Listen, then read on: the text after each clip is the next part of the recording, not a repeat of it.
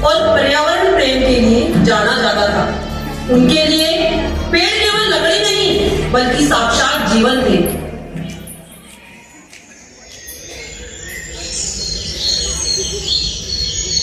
हे खेजड़ी, तू इस मरुभूमि की जीवन रेखा है और हमारी आस्था का प्रतीक।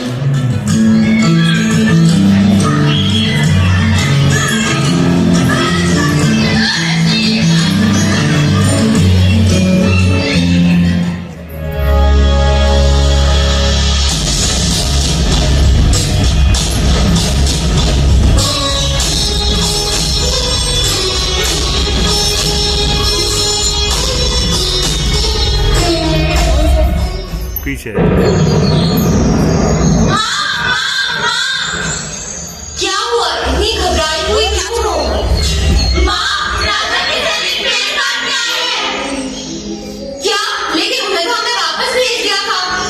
हाँ हाँ, लेकिन वे वापस आ गए हैं। आप जल्दी करिए। हाँ हाँ, चलो। रुक जाओ, ये क्या करने आए हो? हरे पेड़ काटना हमारे घर में महापाप है। तुम इन पेड़ों को हाथ भी नहीं लगा सकते। हमें महाराजा अभय सिंह के महल के लिए तुरंत लकड़ियां चाहिए। हम खेत के पेड़ काट रहे हैं। जब तक मैं जीवित हूँ तुम एक पेड़ भी नहीं काट सकते। हटो यहाँ से। हमें राजा का आदेश है, महल बनाना है, उसके लिए लकड़ियां चाहिए। तुम्हारा ये धन कर हमें बस सिखाओ। हमारे लिए सबसे बड़ा धन ही राजधर्म है। वह पल इतिहास के पन्नों में सुनहरे अक्षरों में लिखा गया।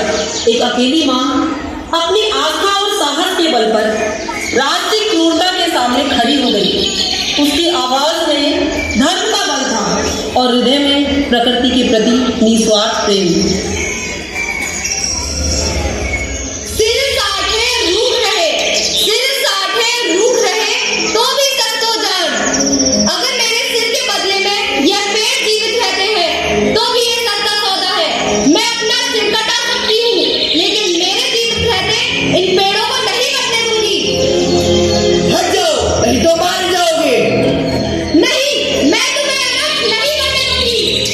मतलब तुम ये कहना चाहती हो कि तुम इन पेड़ों के बदले अपना सिर भी कटा सकती हो? हाँ, और मैं ही क्या, मेरी ये तीनों बेटियां भी अपना सिर कटाने से पीछे नहीं हटेंगी। हाँ, हम इन पेड़ों को नहीं कटने देंगे। बच्चों, जाओ, चिपक जाओ सब पेड़ों से। सर, काट दो उसका सिर। माँ, ये क्या हो गया माँ? अब नहीं मिलना, व्यर्थ नहीं जाएगा।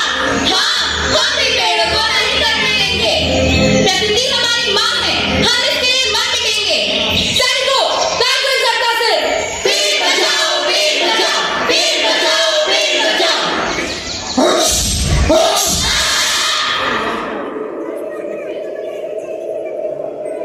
यह केवल एक बलिदान नहीं था, यह एक आंदोलन था। एक के बाद